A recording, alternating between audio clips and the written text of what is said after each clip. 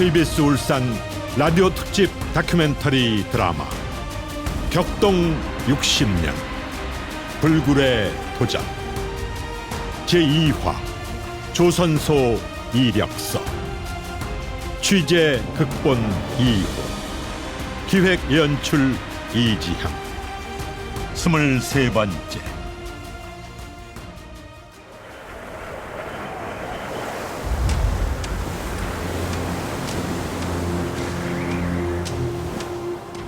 영국 측으로서는 당연한 거부였다.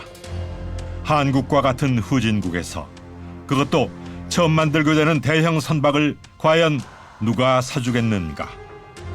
사줄 사람을 데리고 오라는 것인데 결국 수출 신용 보증국 최고 책임자는 판매 능력에 강한 의문을 제기한 것이며 선주가 확보되지 않는 한 지급 보증을 서줄 수 없다는 차관 거부 의사를 분명히 한 것이다. 하늘이 노랗게 보이는 순간이 아니었을까. 그 차관을 할 적에 버그리은행은 인정을 해서 수출 보증 기구에서 보증을 해줘야 하거든요. 그러니까 수출 보증 기구 장관이 날 오라 그래서 만나니까 너 자기 나라 인류 그 기술회사가 현대가 사람을 연구에 데려다 훈련을 시키고 이 스카트 리스크의 기본 도면을 받아서 그대로 만들고 또 영국의 스카트 리스크 조선소 도움을 받으면 할 수 있을 거라 하는 건 기술회사가 하니까 자기는 인정하겠다 이거죠. 예. 그리고 또 영국 정부가 배를 주문을 해서 만들면은 수지가 맞아서 원금 이자를 영국 그 버그은행에 갚을 수 있다. 이렇게 하는 것도 자기 은행의 그 전문적 입장에서 그렇게 얘기를 하니까 그걸 믿겠다 이거죠. 그런데 자기 하나 의문이 있다 이거죠. 세계에서 선진국에 많은 조선소가 있고 많은 경험을 가진 조선소가 있는데 한국이 영국에서 돈을 빌려서 5, 60만 돈 큰 독고를 파가지고 30만 돈, 50만 돈 세계 최대 배를 만들어서 팔아서 원리금을 갚겠다고 했는데 자기가 선주라고 하면은 한국이 그런 큰 배는 하나도 만들어 보지도 못해서 경험이 없는 그런 나라에다가 내가 선주라면 주문을 안 하겠다. 그러니까 자기는 이것을 무슨 다른 상품 뭐냐로 만들어 놓고 파는 것이 아니고 주문에 의해서 파는데 선주가 주문을 안 하면 배를 만들 수 없고 배를 못 만들면 배를 만들어 팔지 못하면은 영국 돈은 갚을 수 없지 않느냐. 배가 팔린다는 증명을 가져야지만 해주겠다. 정주영 회장의 다소 상세한 회고를 들었지만 내용 중에 장관을 만났다는 것은 기억에 착오로 보인다. 여하튼 모든 방법을 다 동원했으나 후진국이라는 사실과 대형 선박을 건조한 경험이 전혀 없다는 이 두 가지 강력한 제동 앞에 마치 목에 가시 걸린 동물 마냥 어쩔 줄 모르고 있던 협상팀에게 구세주처럼 나타나는 사람이 애플도어의 롱바톰 회장이었다.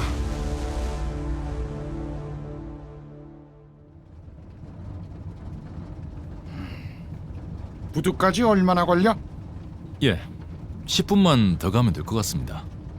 저 회장님, 이제는 애플도 측에서 나서는 거니까 회장님은 그저 한국에서처럼 당당하게 처신하시면 되겠습니다. 아니 차관을 위해서 선박을 사주겠다는 선주를 어떻게든 찾아야 되는데 당당하게 처신하라는 게 무슨 소리야? 그러니까 제가 드리는 말씀은 롱바톰 회장이 입회해서 말씀을 나누실 테니까 저자세를 보이실 필요가 없다는 거죠. 저자세고 고자세고 선주를 찾아야 되는 건데 무조건 고맙다고 할 일이지 자세가 문제야? 그러고 정상무는 알아야 할 게 있어. 예. 기업하는 사람한테는 고자세가 독약이야. 수출 보증국에 확인서를 제출 안 하면은 지금까지 수고한 게 전부 물거품 되는데 고자세를 보여서는 그거 어떻게 하자는 거야? 그러니까 제 얘기는 우리가 애플도어하고 계약을 할 때 12차까지는 기술과 판매처에 대해 알선해 주기로 했기 때문에 그 내용을 내세워 저자세가 아니라 오히려 고자세로 나가셔야 된다 그 말씀입니다. 애플도어하고 맺은 계약서가 그리스 사람한테 무슨 상관이야? 문제는 선주를 잡아야 된다니까. 예. 회장님, 다 왔습니다. 이제 마지막 고비를 남겨둔 상태였고 정 회장은 강행군을 할 수밖에 없었다.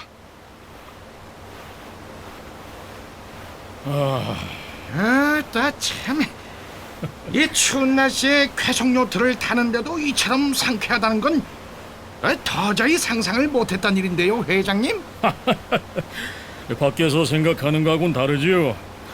그래서 프로 요트맨들은 이 기분에 반해서 여름보다는 오히려 겨울에 요트 여행을 많이 한답니다.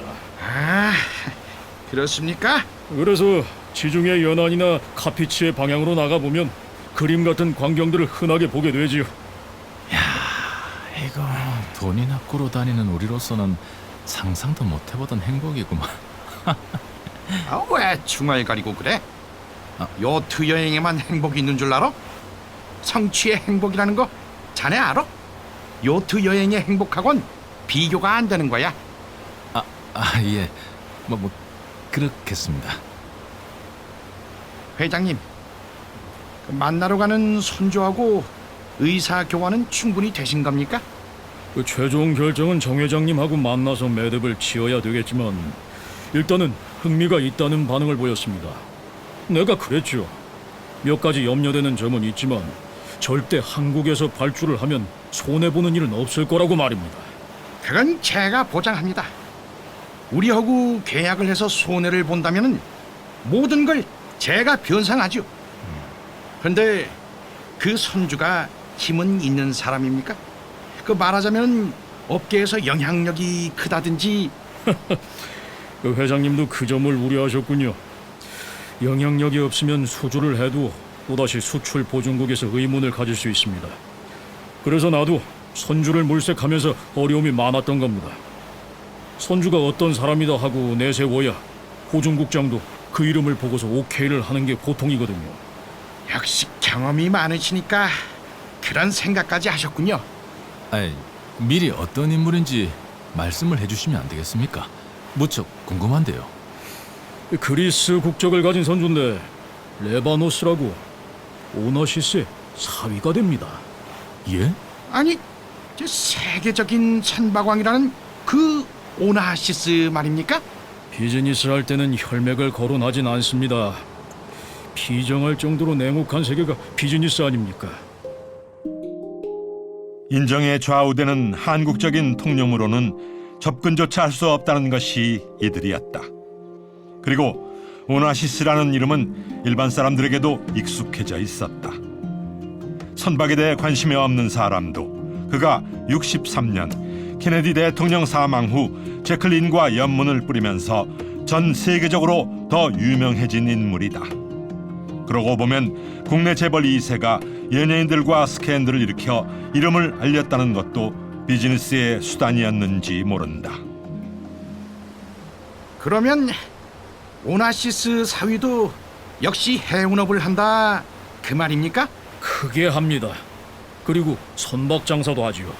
오나시스 사위라고 하면 수출 보증국장도 능히 알겠군요. 그래서 레바노스를 선택한 겁니다. 레바노스라는 이름만 가지고도 보증국에서는 신용을 할 겁니다. 그럼 반드시 성사될 수 있도록 해야 되겠습니다. 조건만 맞으면 가능할 겁니다. 그리고 레바노스하고 우리 애플도어의 판매 이사하고 고등학교 동기 동창이기도 하지요. 우리 이사가 애를 많이 썼습니다. 그랬습니까? 제가 성사만 되면 술과 꽃을 한껏 대접하겠습니다. 정 회장님, 레바노스를 만났을 때 제시하는 조건을 옆에서 들어보시고 오케이다 싶을 때는 저한테 미소만 보여주세요. 그래요? 예, 알겠습니다.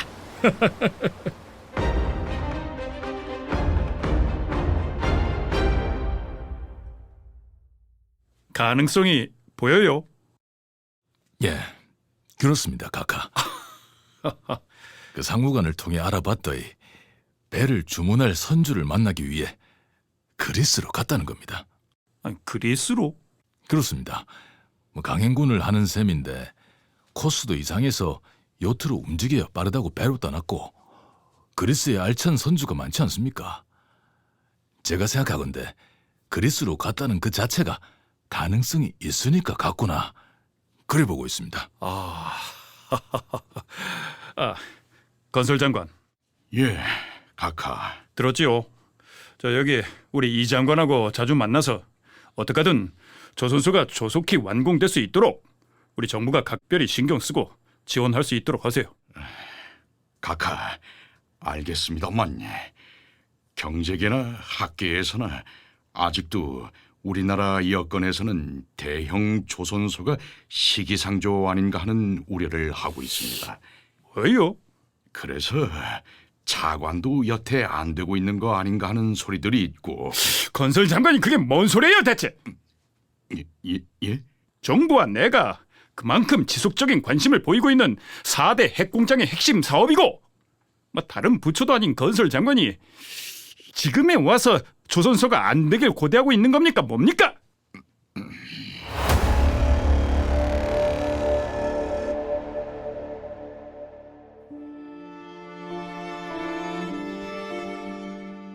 저 부총리님, 청와대 실장님 전화입니다. 또 무슨 전화야? 피곤해서 못 살겠네. 저 초상집에 가셨다고 말씀드릴까요? 이 사람이 시도 때도 없이 초상집이야. 이젠 다 팔아먹고 둘러댈 사람도 없어. 저 외할아버지는 아직 안 써먹었는데. 야, 이 빌어먹을 놈아. 외할아버지 연세가 몇인데 여태 살아계셔. 알았어, 나가봐. 이렇게 유머도 많았던 사람인데 김학렬 경제부총리는 결국 72년 1월 그토록 애썼던 현대 조선소 기공식도 보지 못하고 만 49살에 췌장암으로 쓰러져 사임하게 되고 건설 장관이었던 57살에 태완선 부총리가 등장하게 된다.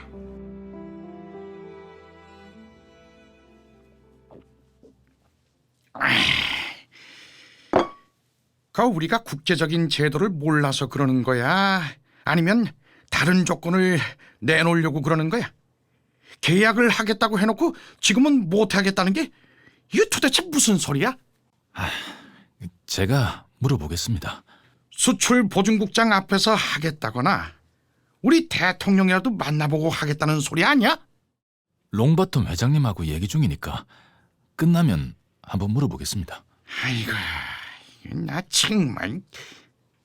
아니, 조선소 하나 만드는데 무슨 놈의 절차가 이리도 까다롭고 힘들어?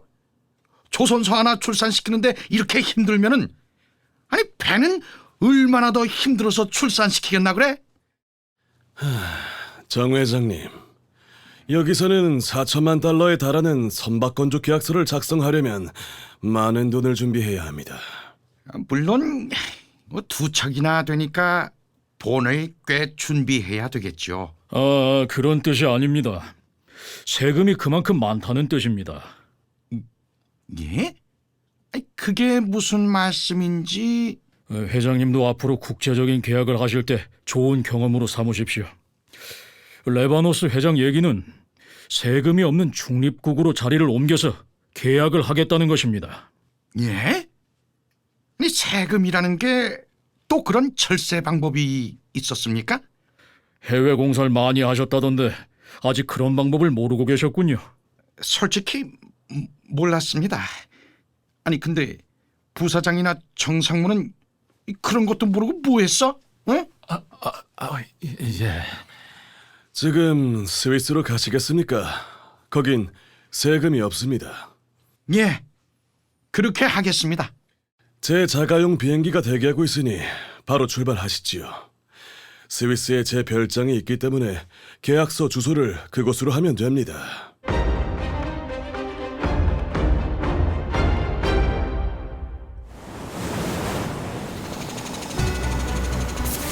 울산 현장에서는 부지공사를 착수한 지 오래됐다.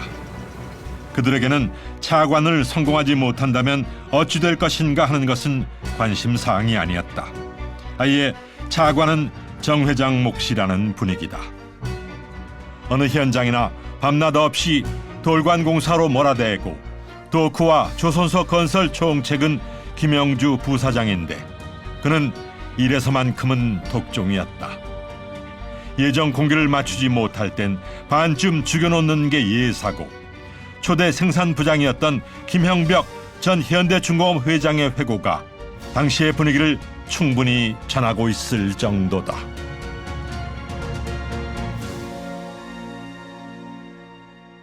처음 그 조선소가 시작이 됐을 때는 우리가 일요일이 없습니다. 대부분이 또 집이 있었던 사람이 없죠. 다 서울에서 다 내려왔으니까. 그러니까 한 달에 한 번 집에 갔다가 오는 거. 그것이 이제 휴가죠. 이제 그렇게 지나오다가 그때 이제 아침에 5시에 이제 회의가 시작됩니다. 그 건설 당시에 말이죠. 73년도 초기 이런 때는 김영주 회장님이 그 당시에 부사장이었는데 이분이 건설 총괄이죠. 그래서 이 김영주 회장님이 주관하는 조찬회가 있습니다. 아침 5시에. 그 아침을 먹으면서 이제 각 그 공구별로 이제 보고도 하고 지시도 받고 하는 거죠. 각 그 현장에 가면은 초창기에는 배는 안 만들고 그냥 아까 말씀드린 대로 고라이스 크레이라든가 뭐 공장을 진다든가 이런 데 전부 투입돼 가지고 종사하고 있었죠. 일이 끝나는 게 시간이 없습니다. 뭐 10시에도 끝날 수 있고 11시도 끝나는데 그 야간 통행금지가 있었거든요. 그러면 우리는 10시에 끝나면 10시에 뭐 매일같이 나갔죠. 시내도 나가고 이 근처에도 또 술집들이 좀 있었어요. 그러나 여기는 뭐 큰 술집이 없었고 뭐 조그마한 하고방 같은 데인데 주로 이제 시내에 나가서 1시, 2시까지 술 마시다가 그 다음에 들어오면은 반드시 검문소에서 걸립니다. 그러나 그 당시는 이 조선소에 뭐 너댓밖에 없는 부장들이고 뭐 또 차장들이니까 상당히 또 나름대로 좀 통했죠. 그래서 뭐 서로 또 이제 안면도 생기고 하니까 수고합니다 하고 이제 통과시켜주고 이제 2시, 3시에 돌아와가지고 자고는 또 5시에 또 그 현장 그 회의에 나오고 뭐 그런 그 연속이었죠. 마침내 협상에 들어가고 있었다. 레바노스는 그리스의 거부답게 실내 풀장과 자가용 경비행기를 갖춘 화려한 집에서 기거하고 있었으며 협상에 있어서도 굵직한 내용 몇 마디면 다 알아듣겠다는 태도였다. 그러니까 배도 다른 조선소에서 건조하는 것보다 싸요. 그건 그만큼 우리 애플 도어에서 현다이 측하고 계약을 하면서 기술 이전료에서부터 싸게 했기 때문이요. 그렇습니까? 그리고 선박을 완성해서 진수식을 하게 되는 날짜를 하루도 어기지 않을 거요. 만약 어기게 된다면 어쩌지요? 그건 염려 안 하셔도 됩니다. 배가 마음에 안 든다거나 길을 어기게 된다거나 한다면은 위약금을 드리겠습니다. 그것도 국제금융이자를 다 붙여서 드리겠습니다. 그래요. 그만큼 자신 있다는 말씀이군요. 정말 자신이 있습니다. 자, 이보다 좋은 조건은 없어요. 배값을 싸게 해서 좋고 마음에 안 들면 이자까지 붙여서 계약금에 위약금을 붙여서 받아가게 되니 걱정할 게 없고 배값은 계약금만 걸고 나머지는 차관으로 해서 인수할 때 잔금을 내면 되고 안 그렇소? 그래요? 정 회장님도 동의하십니까? 물론입니다. 우리는 한국 정부로부터 강력한 지원을 받고 있는 기업체입니다. 비록 조선소 건설 자금이 부족해서 애를 태워왔지만 차관만 확보할 수 있다면 선박 건조에는 조금도 선진 조선소에 뒤지지 않을 자신을 가지고 있습니다.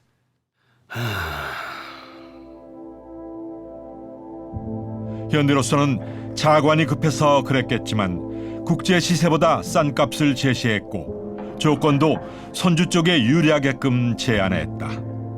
레바노스는 거절할 이유가 없는 셈인데